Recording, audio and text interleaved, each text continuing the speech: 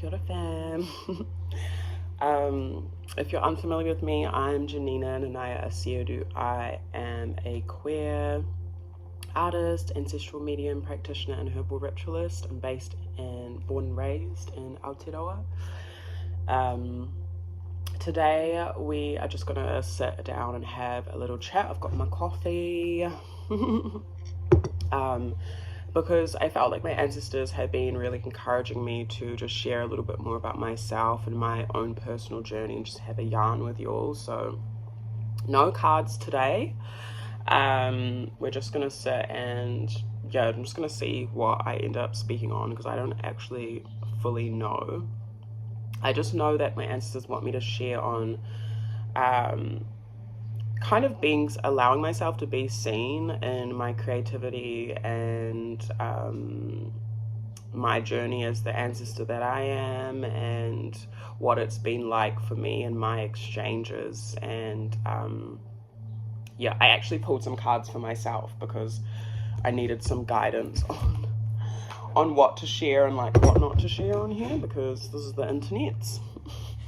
So if you see me looking off to the side, I'm just like refreshing my mind on like what topic I'm actually sharing on in particular. But yeah, whatever comes out. So I don't know how long this is gonna be, but go make yourself a tea, go make yourself a coffee, and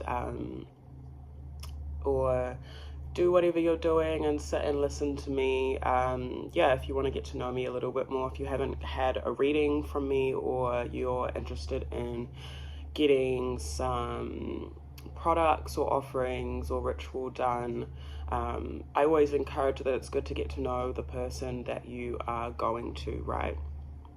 So this is a way of getting to know me, especially if you're not in Aotearoa and you don't get to meet me in person.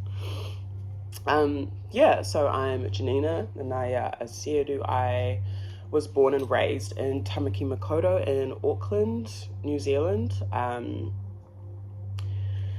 I am from Whakapapa back to Ghana, West Africa. My parents came through, or at least I know my mum came through in 91. I'm 31, so I was born in 1993. I guess I should speak a little bit about my background. I was raised Christian. My parents are heavily Christian, heavily religious. My whole family is really. So I grew up in the church. I grew up in the Pentecostal church. Me giggling already. Oh God, here we go. I grew up in the church. I went to a Christian school. I went to Herbal Christian College, which is now Elam, I think, Christian College out in Mount Albert. So I was there till like 5 till I was like 13. And then we moved out east to Glendowie, like I think a bit before I changed schools, and then I ended up going to Glendowie College for the rest of my high school years, so that was interesting. The school that I grew up in was pretty charismatic Christian. If you know about Pentecostal Christianity, then you'll know. But it was pretty free flowing. Like you got like baptized in the Holy Spirit. We went to camp all the time, like those kinds of things, and we had would sing like Christian songs and stuff like that at assembly. I really enjoyed it, to be honest. I loved it. But everything was about Jesus. So like even science class, like we'd be learning about science, but Jesus would come up somehow. Which I know, thinking about now, doesn't make much sense. But I guess in that setting, it did, or whatever. I loved it. I didn't know anything else, I just knew Christianity and Jesus and all of that stuff, and I enjoyed it. And would go to church on a Sunday, and it was fun. Like the school that I went to was only like around 300 kids from new entrants to high school. So from like 5 to 18, there was only like 300 of us. I was one of the only black kids, like a lot of the time. Some kids came through, but I think I was the one that must have stayed like the longest. It was an interesting experience. There's a lot of stuff that I don't remember, but I think has come up in my older years, in terms of processing. Not so much now, but probably earlier in my ancestral journey. Yeah, it was fun. I enjoyed it. I learned that probably was like the base of my spirituality. So technically, I've always been involved in spiritual community somehow. And because I was involved in Pentecostal Christianity, it's very free flowing spirituality. So it's quite open in some senses. I also ended up so I think I stopped going to church around 15, 16 because I was like, nah, I don't want to go anymore, Mum. And Mum was like, okay, whatever. And then I ended up back in the church when I was 18. So I was in like quite a long relationship from 13, like a 7-year relationship. And as we broke up, they entered into the church and I followed them as you do, you know. So I ended up in another church. I ended up in Aotearoa Worship Centre, which is still around today. It's an predominantly African church. It was real fun in terms of like, there was a lot of youth. So there were a lot of people that were my age, just figuring it out. And I love the music. That was probably one of my favorite things about church. I feel like that's quite relatable if you grew up in church. You love like the worship, and there were so many talented people at Aotearoa Worship Centre as well. So many like musical people, and it was just, there was a lot of freedom to just do whatever you wanted to do, you know, so it was cool. But the things that I didn't like about church in particular, well, that church that I went to, and sorry if anyone watches this and you still go there, this is just my truth, and I'm not going to shut myself up because I think it's really important. I don't know if it was because it was like an predominantly African church, and then the culture seeps through. You know how like as a Ghanaian, as a child of the diaspora, whether you're in the diaspora or not, you know, those toxic, unhealthy things that come through within our African culture that get like pressured on us. Even like just having African parents, sometimes there's that pressure to do this. So certain things like get an education, or like in the institution, or go down a certain path. There was a lot of that focus in terms of wanting us to, like, there was so much talk about marriage. Like, it was too much. Like, I was 18, just came back into the church. Like, why is there so much pressure to get married and find your partner? Like, even if it was jokingly, you know, sometimes jokes aren't jokes. And so there was that environment, and I think there was a lot of pressure to like pair yourself up with someone, which I just felt was unhealthy as fuck, in my opinion. I think there should have been more encouragement for who we were individually, and also just who we were individually, and nurturing that and getting to know us on that level. There's some things I'm trying not to say because I just don't want to get into that, but there were also things as well like I can't believe I'm this person on the internet right now speaking about this is cracking me up. But anyway, there were like things like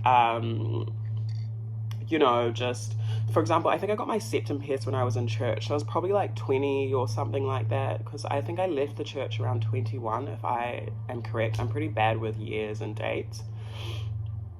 But and I think I wanted to get tattoos. I don't know if I had some already.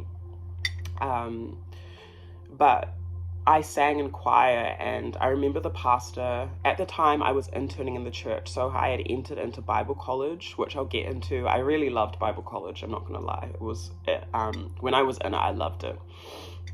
But I was interning in the church at the time, just doing like, as I'm an artist, I was doing graphic design, just like basic stuff for the church, right?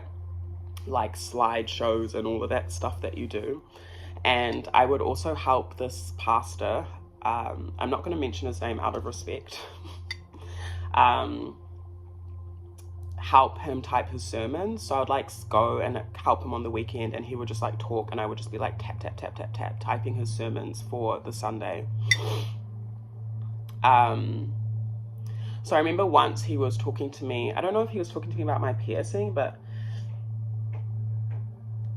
I don't know, I must have had tattoos at the time, I actually can't remember, but I don't know if it was my piercing or tattoos, that he was talking about how he personally didn't have an opinion on it, but it was a distraction from the audience. When you're singing in the choir, it's a distraction from Jesus. I don't fucking know. And I was just like quite confused about that. This was my like pivotal moment of like wanting to leave the church, because and I'm not saying this is all churches. I don't have a problem with people that are Christian, you know, do you? But he was just like, you know, it's a distraction. When you're on stage, I think I had to like push my septum piercing up. I don't think I had these piercings yet. And I was just like, when I'm at home and I'm talking to God on my own, I never get a feeling of you need to put your septum piercing in because it's a distraction. You know, I just felt like that didn't make sense, first and foremost, which it obviously doesn't. And, you know, in the Bible, it says, come as you are, doesn't it? It says, come as you are. So I was like, this is a bit of a contradiction. But that's a pivotal or a big memory that I had personally for me, where I was like, I don't know if I'm vibing this. Like, I'm feeling more inspired to express myself creatively, and I had really been conforming to what I love to call it as like church girl swag, even though I wasn't a girl. I was just queer. But I was really conforming and found myself conforming in my appearance and trying to act like certain people in the church. And I was just harming myself more than I was doing myself good. And I was also like still really in love with this guy. If anyone from church watches this is so crack up. But fair enough, I was still really in love with this guy. And was hopeful that maybe we would get back together. So I think that was underlying in my reasons for still being there. And I was just like, no, fuck this. And this guy ended up getting married. Like, you know how in the church sometimes, I mean, this happens everywhere, but particularly in the church, you know, you meet someone real quick and then you get married real quick because there's that push of marriage. I felt like that's what happened. But they had always been keen to get married, settle down, and kind of like go on their own buzz. So they did that. And that broke me. That honestly broke me. Because there had been a back and forth between us. And so that was also a reason as to why I felt like I wanted to leave the church. Because I was just so cut, and I also didn't feel very accepted for who I was in general outside of that person that I was with. And I also felt like the youth pastors at the time, respect to them, they were really lovely as well, just didn't understand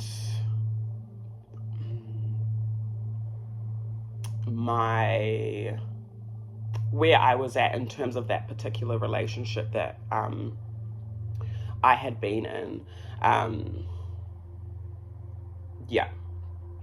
And so it just felt a lot like there were so many different signs for me to just be like, get out of here. And I think, so I had gone to Bible college, right? I think I was like maybe 20 when I started at, I think it was Elam, out south at the time, or it might still be there. It was actually one of the most beautiful experiences of my life. Like, I'm not even gonna, in terms of the people, the community, and that's what I loved about church, was the community. When I ended up leaving the church and leaving Bible college at the same time, that was so hard because I had just been in this community and I went to church like maybe a few times a week. I didn't even live far from church at the time. And then I was at Bible college as well. So it was just like my whole world, my whole life, and I had to leave it and grieve it. And I think I was exploring the creative community in Tamaki Makaurau, and I ended up where we all end up on Karangahape Road. My queer self ended up there. And at the time I still considered myself Christian, but when I did leave the church, I think at 21, or left Bible college in particular, I think I was already working at the op shops. I was working at Metro Retro, if you'll remember that one that's was in the corner of the arcade. So I ended up working there, and then I ended up working at Neck of the Woods, which was fun, which was a bar. And so I just immersed myself in the K Road community. But I was really exposed because everything I had known was Christianity. And I don't think people realized that as well when I left the church. Like, people didn't know where I had come from. I had just shown up, and people just saw me as someone that was working at the op shops and was creative. Like, I sing as well, and my focus at the time was singing and spoken word. So I was kind of moving in those realms. And so nobody knew that I was actually like quite sheltered, aside from going to like Glendowie College. Like, high school is not really real life, right? So I pretty much had ran away from the church because I just didn't feel supported, and I was really hurt.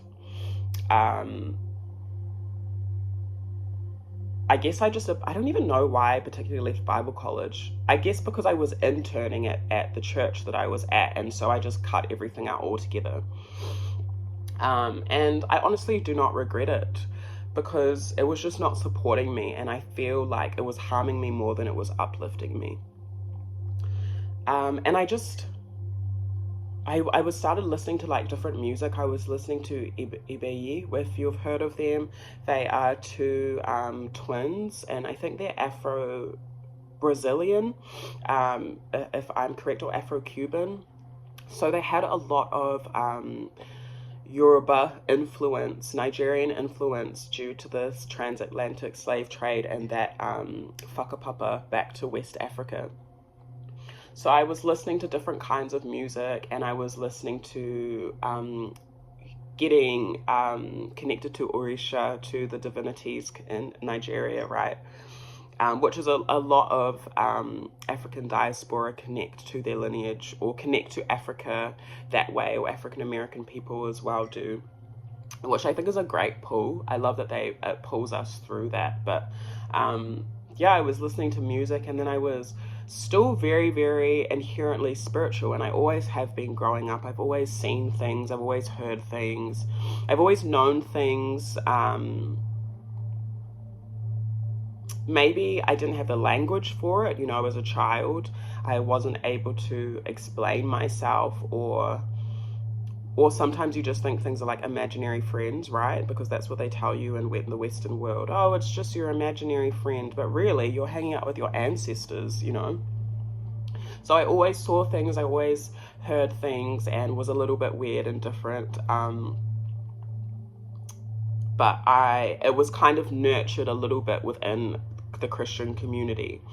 And then as I left, I delved into music a bit more, into the arts, and that kind of got me into the stories of Orisha, and I got a lot more interested in my ancestral path.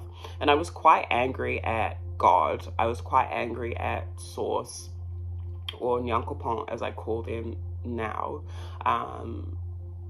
because I was so hurt coming out of the church. Hurt by everyone, hurt by the community, and just confused as to like, this is supposed to be a house of God, and I don't feel accepted. I don't feel nourished. I feel like there's a lack of accountability in the community with all of us. There's a lot of gossip, and there's a lot of judgment, and I was just not about it. And I even got more judged when I left the church, like, and went into full force, went into my ancestral practice. Like, I had people messaging from me from the church, like, are you okay? Like, because I did this activation, like a performance art activation in a church building, a church like, which was quite an open church. I didn't do it for the church. I did it. If you came, you would have seen it, Nipaja, the human tree, and that was a real reclaiming of my ancestral inheritance, of myself, my being, my life force. And I was also like showing skin as well. And I remember someone from church mentioning like, are you okay? Like, and I was like, yeah, I'm actually really good. And then they were like, oh, no, I'm not fucking crazy just because I'm not conforming to the societal standards that you'll have set for yourself that are really like deep rooted in colonial mentality and Christianity that's been fed to us. You know, I'm not fucking crazy. I'm actually just reclaiming my power. Yeah, but anyway, I ended up, oh, where am I at? Yeah, I just ended up reclaiming my power back in my own way and listening to, testing out my intuition and my ancestral connection. I also did a lot of drugs.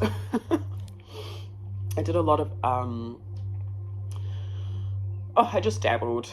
I did everything under the sun, and it was very fun. It was very reckless. And I lived in the city at the time. Yeah, I lived in the city at the time, and it was great. But I think doing like certain drugs and certain psychedelics like really opened my mind and my spirit. Like, you'll know if you'll have done like things like shrooms and stuff like that before, or acid or whatever. Like, it will open you up. It's kind of like a quick awakening, and so that kind of happened as well. Just be tripping all over the place.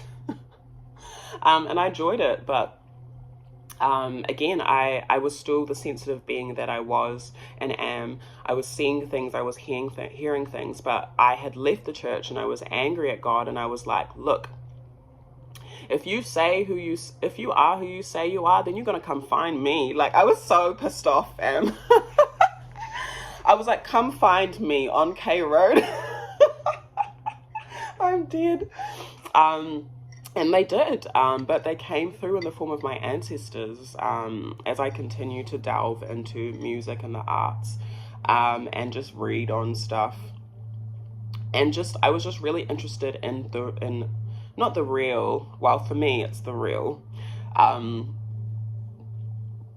in our real spirituality, like culturally, like before Christianity, what were we doing? Surely everything that we were doing was not just negative, and we know that that's the shit that colonialism fed us, right? Was that our ancestral practices were bad and inherently evil.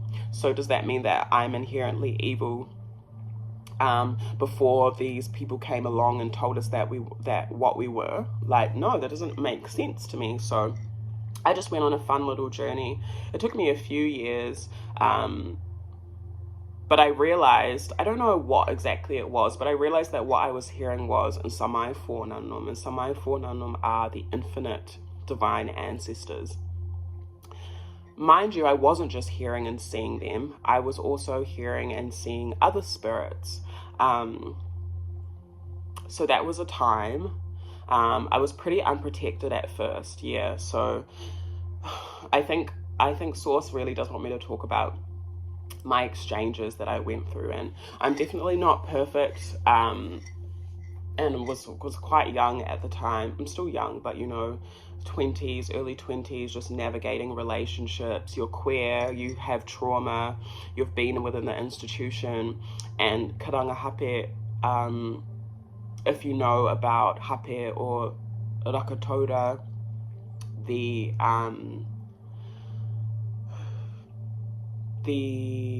what's the name?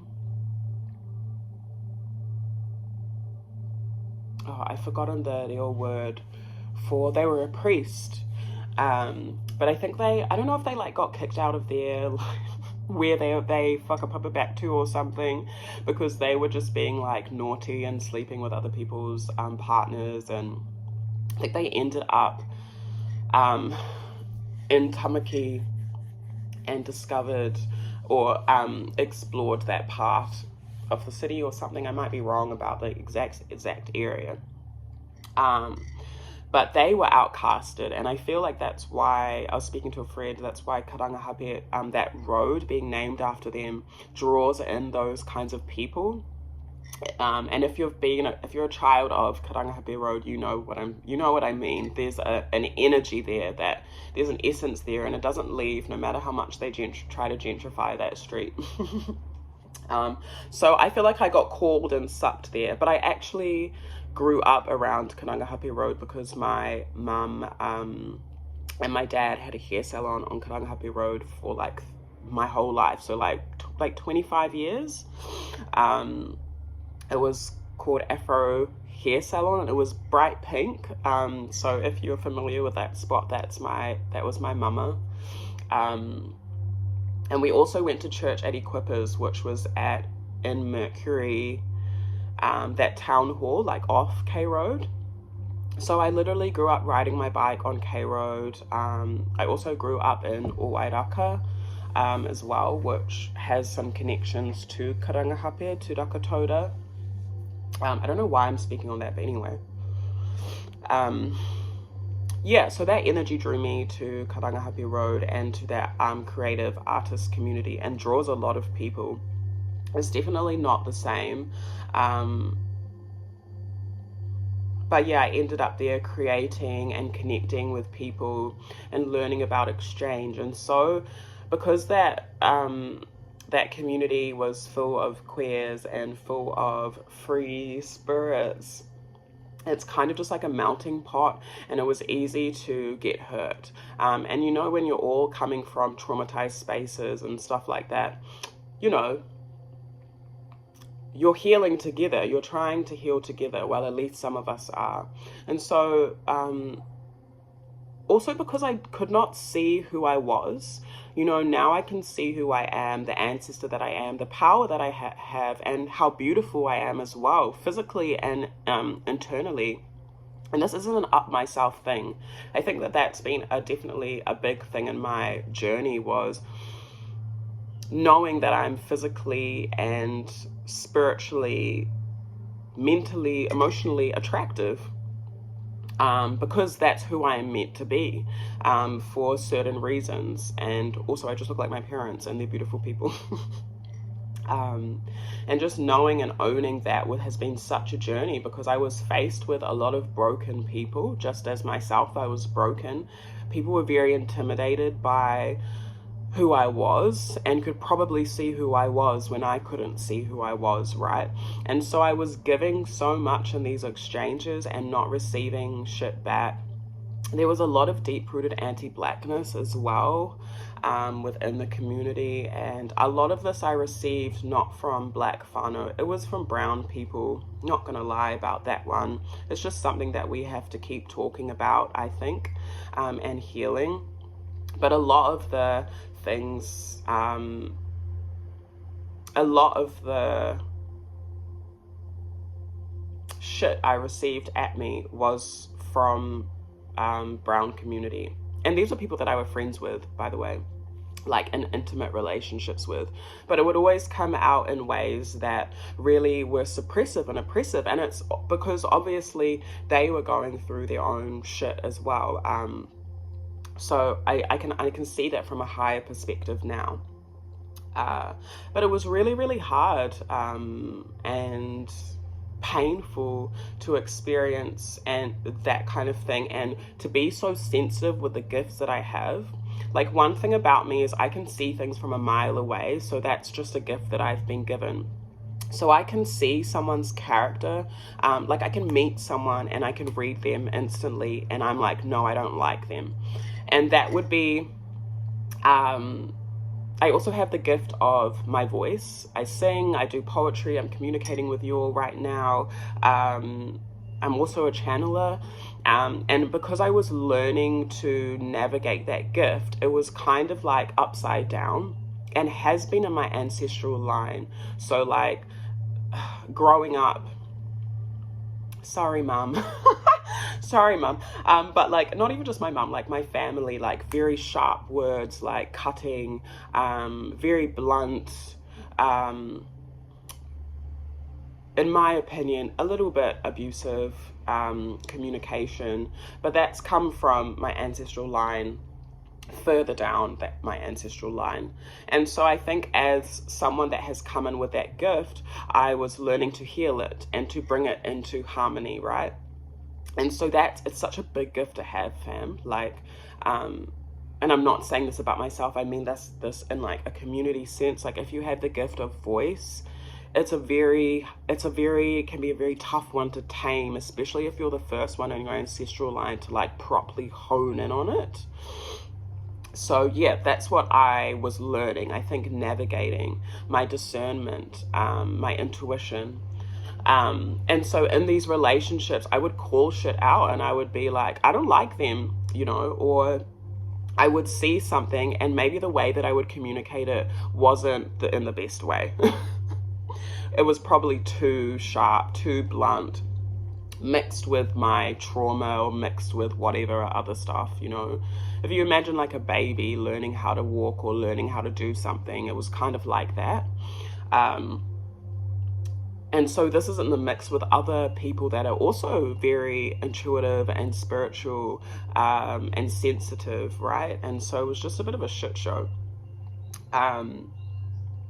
So within that environment, it was kind of like survival of the fittest. Like I feel like I really I got chucked in the deep end and I had to learn how to swim. And I had to learn how to hone in on my confidence.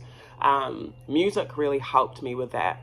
Poetry really helped me with that. Like just learning to channel and speak in those environments. Yeah, and what was I going to say before? I think I was going to say like, yeah, I have that gift where I can see or read someone from a mile away, or I can see what's coming. And with that prophetic gift, you give warnings, and sometimes it like sits in your belly, or for me, I experience it as sometimes a fire. It doesn't happen as much because I think I speak. When it comes through, I speak, but when I wait, I can feel it as a fire in my body, and it's like it possesses me to the point where I'm going to vomit it out, you know, because I would just be suppressing my voice so much because people didn't want me to talk because I was speaking truth, you know. And truth, you know, people will say that, people will make it seem like when you speak truth, it has to be nice. But that's not the reality as well, fam. Like, when you speak truth, sometimes it does hurt because this is the real world. This isn't heaven, or this isn't just light and love. You know, I always say my ancestral practice is not just light and love.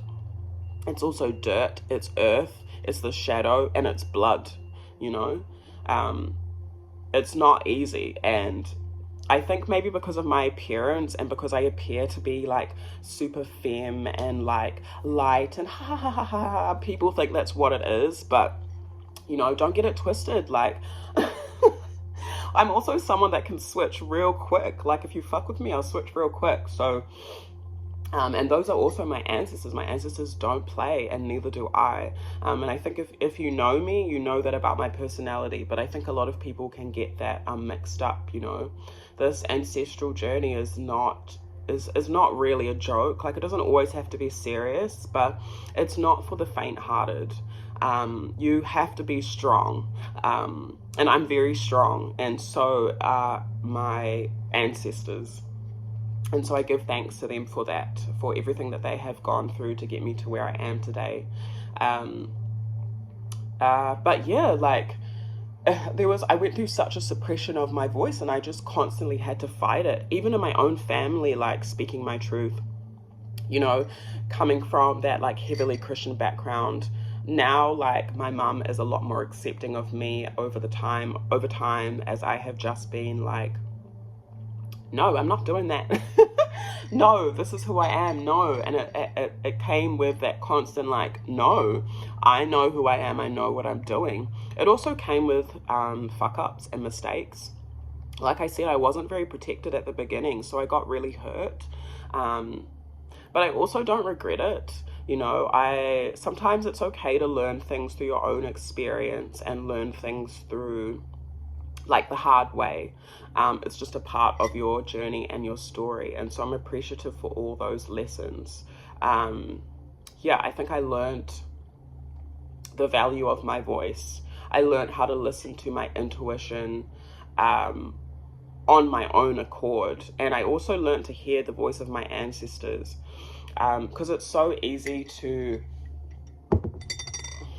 get the voice of your ancestors or the voice of your intuition, higher self, source, mixed up with anxiety, with fear, with your family, what your family expects of you, what they've been doing for generations. You might sometimes think that that's what you're meant to do, but it can be really difficult when you're the first one in your family to do something different. I'm definitely not the first herbalist, but I am not Christian, and my whole family is Christian. I don't know anyone that's not, really. Or when the last person wasn't Christian, you know. So to be a traditionalist in terms of the African tradition, to be call myself, just to introduce myself as an ancestral practitioner is just such a big thing, and I'm really proud of myself. And I want to say that it's okay to be proud of yourself and your journey. It's also okay to be beautiful. It's okay to accept the fullness of your beauty, because that is part of your ancestral power. And when I say beauty, I'm not talking about your physical appearance, fam. I'm talking about your soul and your spirit and what exudes on the outside. Because for me, I'm not the most physically attractive person in the world. But I think it's my spirit that comes through, and the purity of my heart. Like, I have such a big heart. Like, I just love people. It may not seem that way. Like, I may not, I have discernment.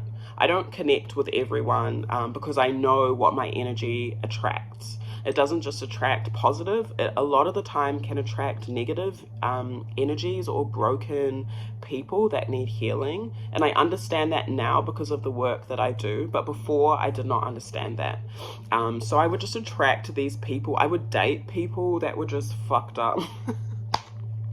that saw my beauty and wanted to suppress me. Oh, it's wild. But I'm still so grateful for all those lessons and all those people that I was with, as well, connected with, friendships, because I learnt so much. And out the other end now, my life is a lot less chaotic, which I'm so grateful for. But this peace I have worked for, you know, it's like, I'm 31 now, and that journey started when I was 21. And so it's taken me like 8 to 9 to 10 years of like constant work. Like, I haven't stopped. I've constantly been sitting and talking to my ancestors in different ways and realms and whatever, and creating with them and listening to them and working on that connection and working on that connection with myself.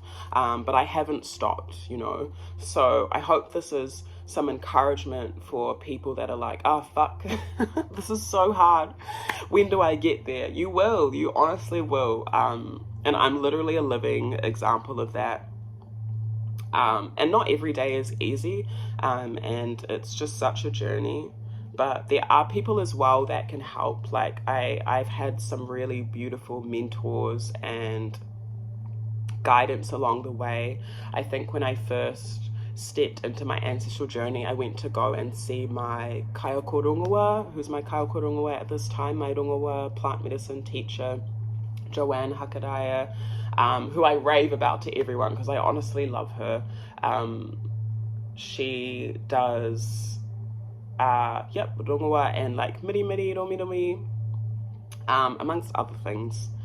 And I remember going to see Jo, and it just cleared up so much of everything that I had been seeing, even like past life stuff. Like I would have dreams when I first started my ancestral journey. I would have like these dreams of I'm in a completely different life, and I would dream the whole life in a night, and I would wake up and be like, what the actual fuck, who was that?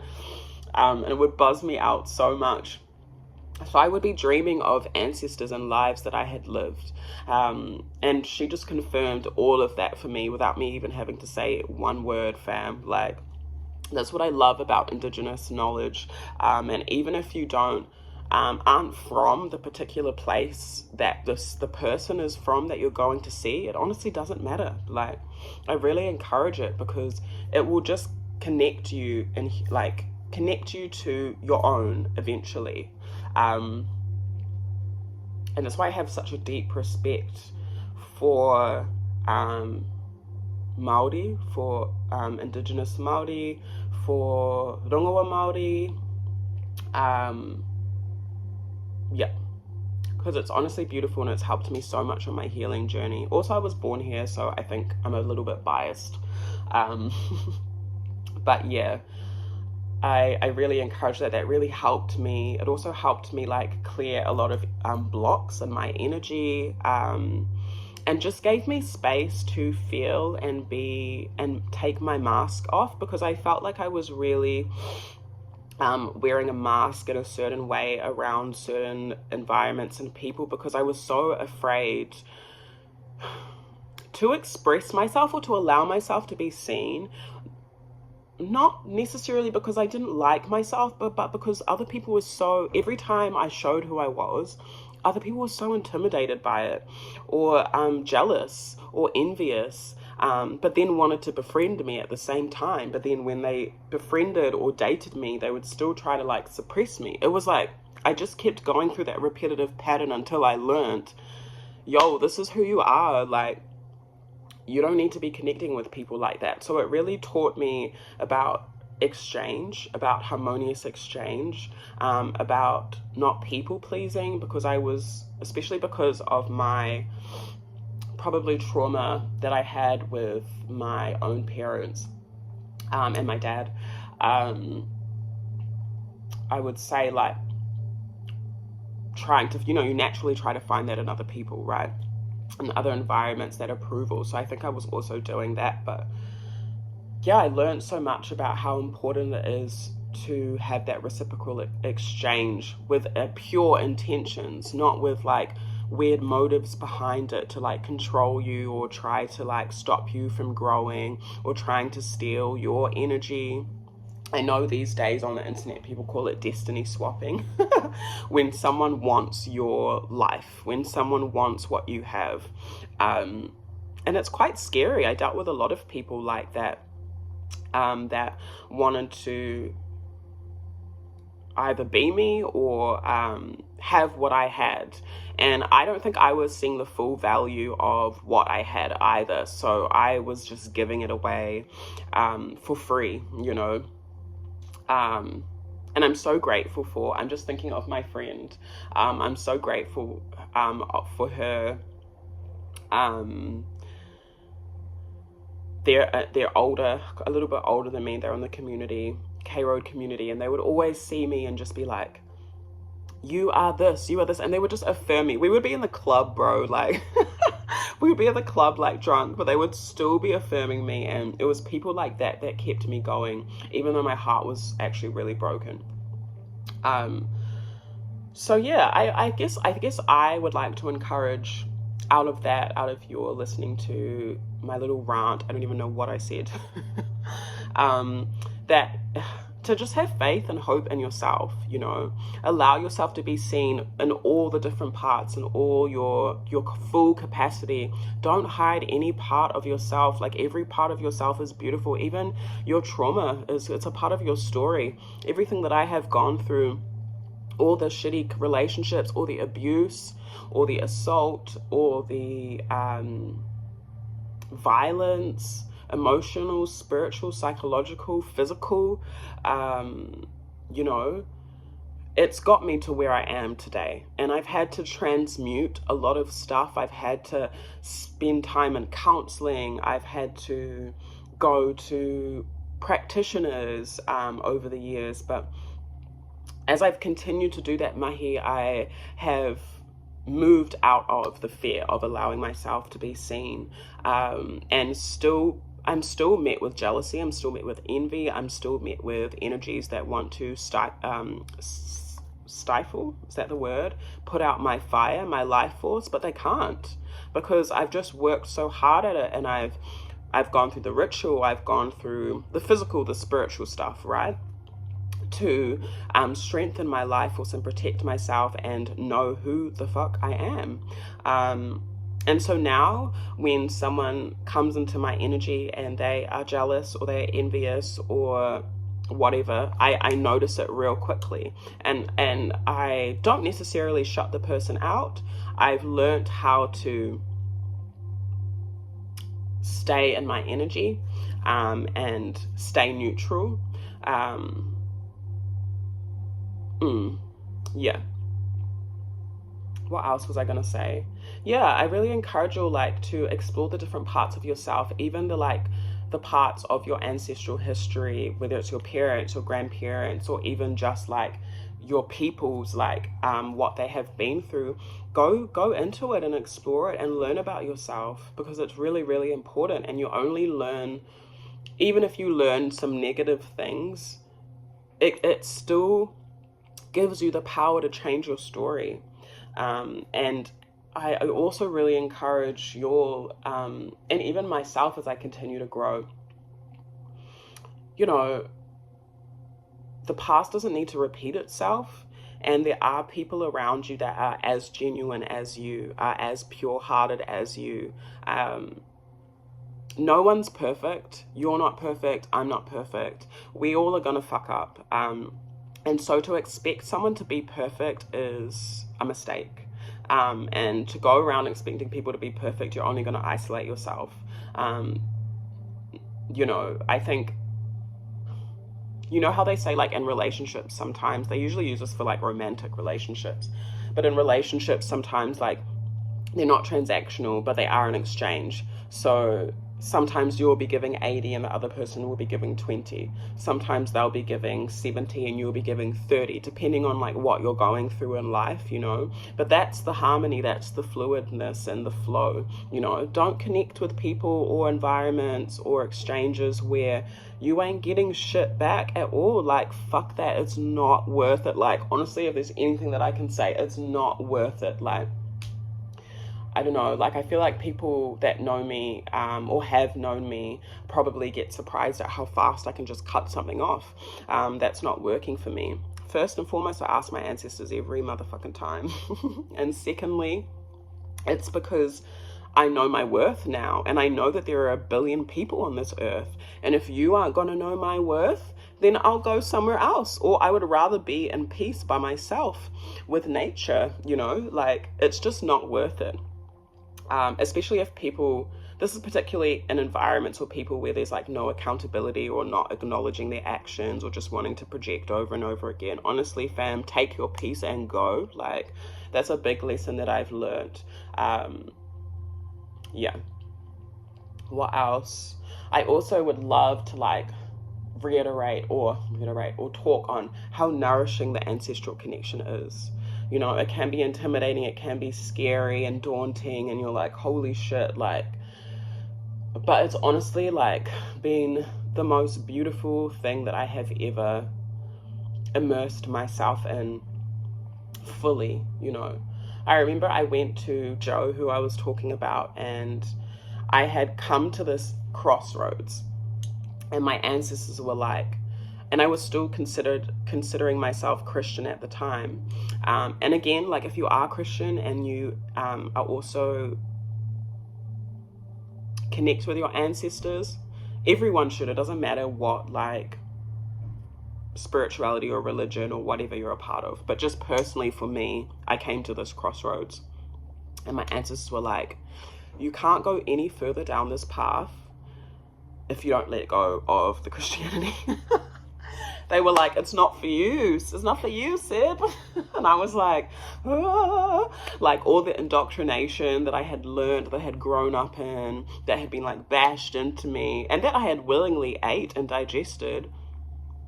I was like, oh my God, I was so scared, because a lot of that indoctrination, in my personal opinion, is fear mongering. You know, you're gonna go to hell if you don't do this, then blah blah blah blah blah. You know, like, and for me, I don't believe in hell.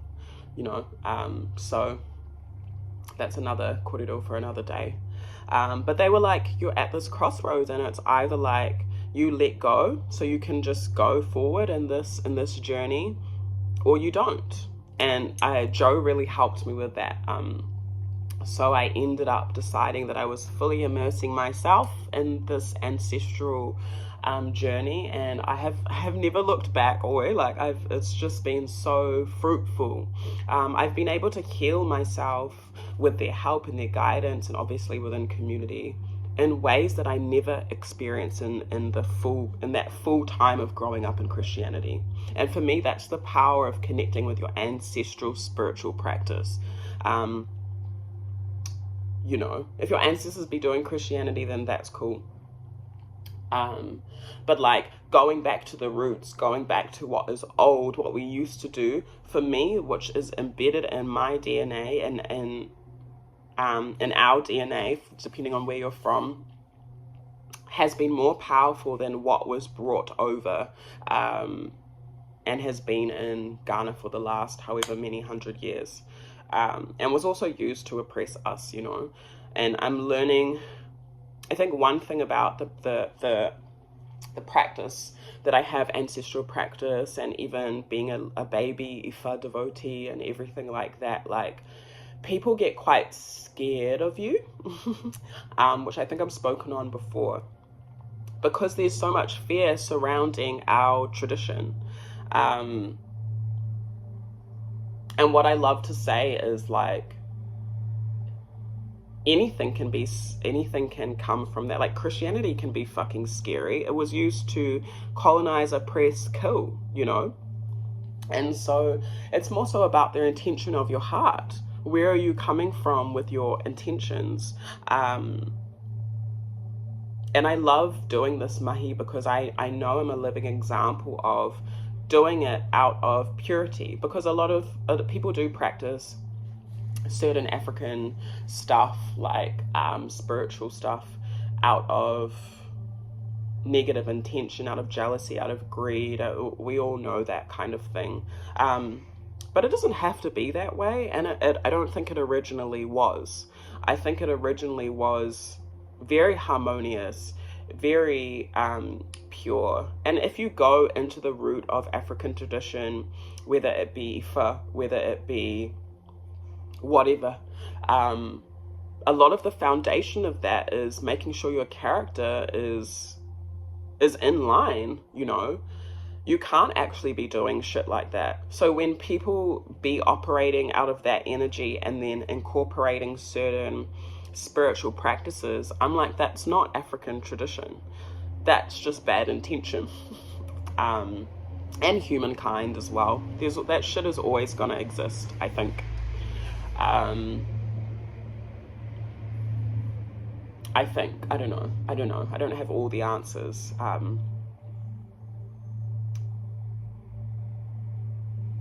Yeah, and I think the last thing I want to share, this video is 53 minutes, is I really suppressed my voice. I really caged myself in a box and like restricted myself with how I could share my voice as well. So for the mystics, for the healers, for those that have a gift of using your voice in whatever way it is, whether it be music, whether it be writing, whether it be you're a channeler, whether it be prophecy, whatever it is, don't limit yourself to how you can go about things. Like, we're in 2025. we're in a new time. Like, this is it. I don't think shit has been like this before. You know, there's a lot of things that are repeating themselves in certain ways in history, but this is a different time, you know. It's a time where I was talking to a friend about this last night. We're in the Aquarius age for the next like 100 years, I think it is, the next century, or I think the Aquarius age that when I Googled started kind of around 2000. So we've just entered into the Aquarius age, which is, yes, it's a technological age, but it's also, Aquarius is about higher vision. It's about, you know, Aquariuses are seen as like real quirky, like kind of misunderstood. People don't really understand their ideas and stuff because they're ahead of time. It's that futuristic energy. And so that's the energy that we're embodying as a collective, as whatever you want to call it, community, nation, whatever, you know. We're meant to branch out. We're meant to be different and look different and do things differently than they have been done before. Even within tradition, I believe that things do not always stay the same. So, yeah, I think I will leave that there because I feel like I've said a lot of stuff. And I hope that someone somewhere that watches this gets something out of it. If you have a question, like anything that I've said about my journey, or you want to, yeah, if there's anything you want to ask me, please comment down below, and I will answer that as openly and honestly as I can. Even if it's like, how did you get through this, or how would you suggest doing this? Like, please don't be shy. I don't bite, only sometimes. Yeah, and yeah, we do personal tarot readings, we do ancestral readings, we do ritual, we also do spiritual adornments. So if you're like into Waistbeads that are blessed and prayed over with the highest intention of love and whatever energies you are wanting to go into those beads, you can order those on our website. We also have like an array of art prints that are mostly done by me, and some Adire, some Nigerian, Yoruba tote bags that have been beautifully made by a gallery, Decision Sacred Art Gallery, over in Ile-Ife, Nigeria, in Osun State.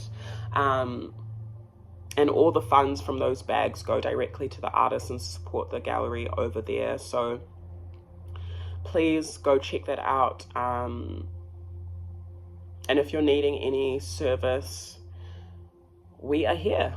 So yeah, I hope you enjoyed that. I'm going to try and do a little bit more of these kind of like korero talky videos, chatty videos. So yeah, I guess I will leave it at that, whānau.